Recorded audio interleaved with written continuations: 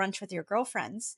The idea, if you're wanting to do this to generate a successful business or start your own business or generate wealth, the idea is to free up your time for something that's, I don't want to use the word menial, but it is, because cleaning your house is not going to make you more money.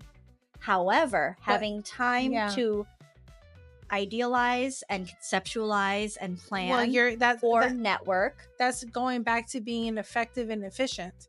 So if you're buying back your time, if you gained an hour from mowing the grass, right?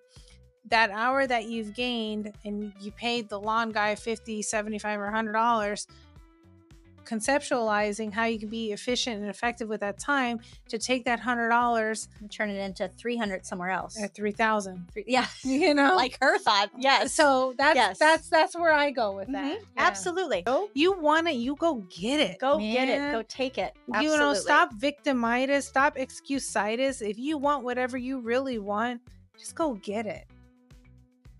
That's how I take what Malcolm X said. I remember telling Kev that I loved that particular quote because it was, you're right. So many people tell these stories and they wait for the handout and they wait for the, go get it. And this is how we're trying to raise our boys. Like, you want something, go get it. Nobody owes it to you. Yeah. Having already employed multiple assistants abroad, I will tell you, he did give some really good pointers. And one of the concerns that I've come across personally and from other people when I've recommended to them is they're really concerned about their personal information. Yes. What I'm going to tell you is the people you employed are so concerned with keeping their job that they're not concerned about leaking your information. Right. And there's a hierarchy of checks and balances. There's like, from what I understand, there's like locks and safety procedures in place that they can't just bring things into their work desk. They can't. So one of the safeguards that I personally use Upwork, right? And there's WeWork, there's Upwork, there's a few others that he mentioned in the book. I use Upwork because there are safeguards in place to protect where that information is being sent. Now, can it happen? Sure. I mean, come on, guys. You guys buy stuff on Amazon. You're buying stuff all over the internet. If you're really, really concerned about your credit cards, then don't buy anything on Amazon. Don't buy anything on the internet, right? But let's be realistic. There's always going to be risks involved with anything that has to do with the internet. Digital information out there. Yeah. But that was one of the things he says. He's like, use a credit card. And that's one thing I do. Debit card. Exactly. I never use a debit card. I use credit cards because at any point in time, if you have to dispute an item, a credit card is way easier than to do than a debit card. Now, we're not going to get into nuances. If you want to hear all the nuances of what he talked about on how to hire a VA, read the book. I'm just telling you from my personal experience. Now, what I can tell you from hiring a VA is that some of the things that are pertinent that you think about is the fact that they are not from the U.S. Okay. So if you think there are U.S. VAs available. There's plenty of them here in the U.S. and in Canada. You will be paying them more, and sometimes you have to. Okay. I will tell you that right now. If you want things in your tone, you will need to hire them from the U.S.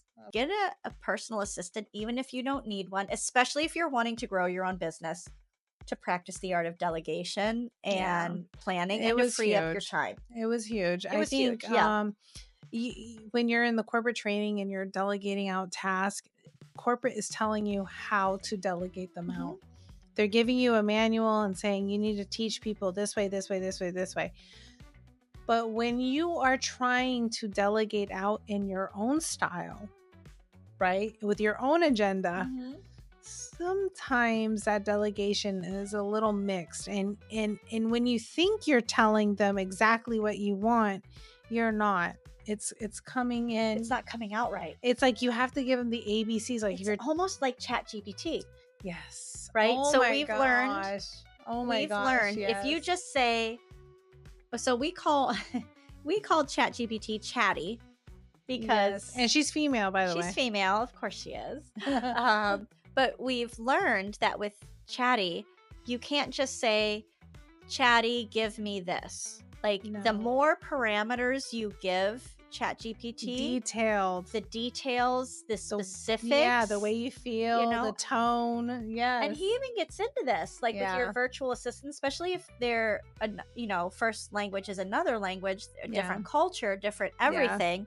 You have to be super specifics, or they're just going to continue to feed chaos and disruption. And there's a way of being able to communicate with your VAs, and visually is going to help you tremendously. If you think that you're going to be able to just show them one time and then just go, come out, no, it's going to take a little bit of hand holding, explaining, exactly, just and like specifics, and then even beyond that. So you've already taught them everything that they have to do. It will require you to check in regularly. Sure. To make sure that they're doing it exactly. But this is what he means, because he's trying to help people get to a 4-hour work week. Yeah. So if you need to get to a point where certain things you can just give to your virtual assistant to handle for you, like, you've got to help them through the specifics and understand your life, your lifestyle, how you would comment to things, how you would respond to things. Well, it's very similar. Sure. Like we were just talking about, social media. I'm like, anytime we want to hire someone off for social media, I got to make sure that the tone is exactly the tone. Absolutely. The way we want it. Yes, because we don't want it to sound like a robot. We don't want it to sound like it's generated on ChatGPT. Exactly. Because it's supposed to be. It has to have a personality. Yes. Yeah. Absolutely. Because if you truly want to create a 4-hour work week, you're going to have something that is able to scale up. And I think this is where E-Myth, the book, and this chapter are like this perfect harmony. Because if you have something that requires too much of your time to either create or package, execute, or what have you, you're never going to be able to have a 4-hour work week. And then L is for liberation. Yeah. Because at this point, and he walks you through, if you're an employee and you're wanting to figure out how to travel the world and take pockets of trips, he puts it in here. Oh, I'm just going to read this. Entrepreneurs fear automation because they fear giving up control. Very true. And employees fear liberation, L, liberation, because they fear taking control. Very true. And I think this is where what holds people back from this 4-hour work week. Yeah, it hit you, right? Very much. It totally did, because I'm walking in the gray at this, before this was recorded, between both worlds. He does have, what I like, is his margin manifesto. Okay. And these are 11 tenets or 11 points. Tenets or points for profitability within 3 months, which, I mean, if you're an entrepreneur, okay. So let's put these out there. Okay. And see what happens.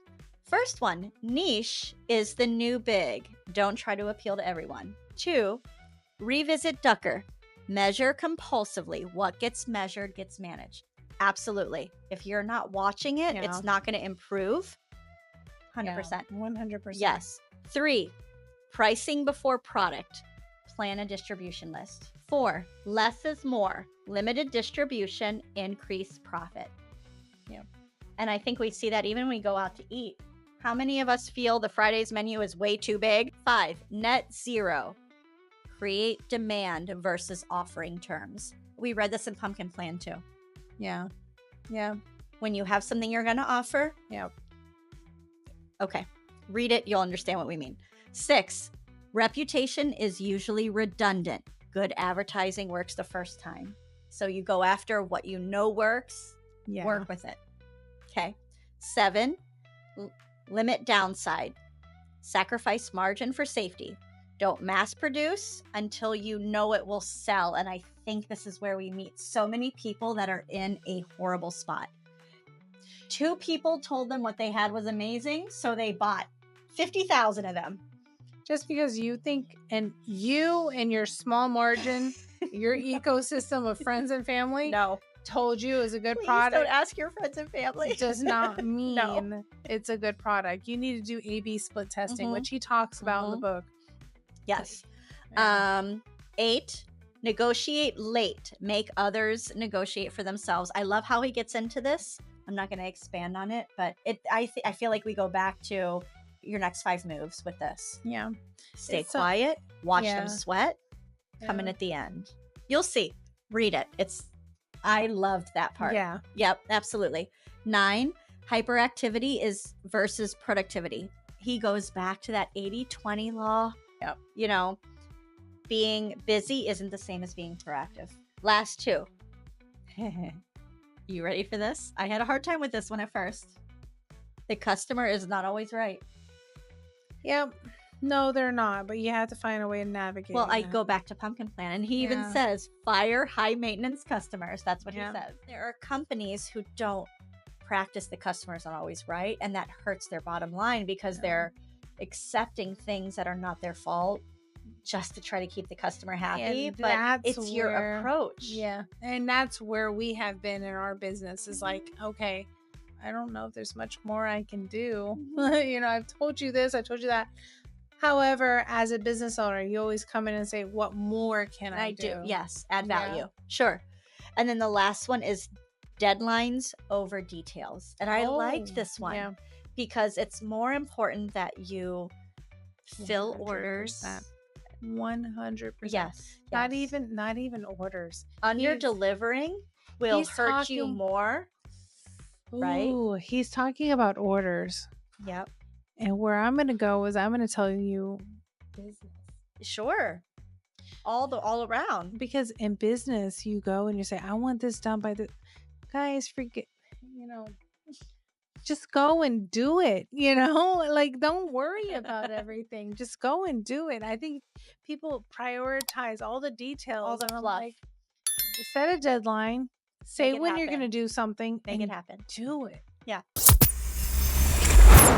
From Rich Dad, Poor Dad, he talks about your luxury purchases should not come out of your income. Yeah. Your luxury purchases should come out of your assets. Yes, which is great because that leads into the second point we're about to talk about. Okay, so the second step in this challenge is to really pursue